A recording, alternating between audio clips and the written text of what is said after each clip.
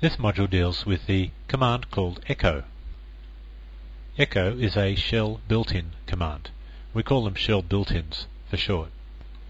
This means that there is actually not an executable file called echo anywhere on your Unix system. Instead, when you type in the word echo on the command line or use it in a shell script, the shell processes that command wholly internally. No extra program is needed. So what does it do? Well, its function is very simple. It's one of the simplest programs there is.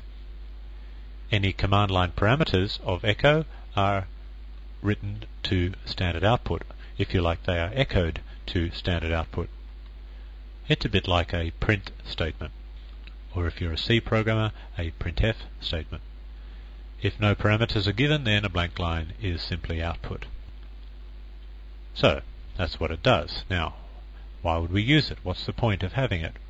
Well, we primarily use it to display messages to the users of the script. Let's have a look at an example of that. At the dollar prompt we might type in echo, my name is Mark, and then of course the echo program would simply create one line of output called my name is Mark, whereupon it would terminate and the shell would offer you another command prompt. Let's have a look at some examples of where and how you might use that. Well, if we just use it on the shell command line by itself, it's not extremely useful. We can simply say echo hello there, and of course we get a line that just says hello there by itself. Echo by itself without any command line parameters gives us a blank line, as you can see. It's only when we start to use it within shell scripts that it actually becomes useful. Let's open up our MyScript program and modify that so that it includes a line of echo. So I might do it just here above the last line of the file, and I might put the word echo in there as well. The current date and time is, and then a colon, and then of course we would get the date. And right at the top we might do a similar thing, except instead of saying the current date and time, we might say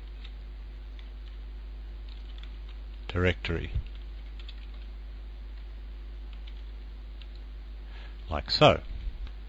Okay, the file is saved. I'll now quit and run it again. And this time I get 5 lines of output, the current directory, which is then followed by obviously the current directory, then the contents of the directory, and then the current date and time. Now it's still a little bit bunched up, so let's try again. Let's go back into MyScript and do it a little bit differently.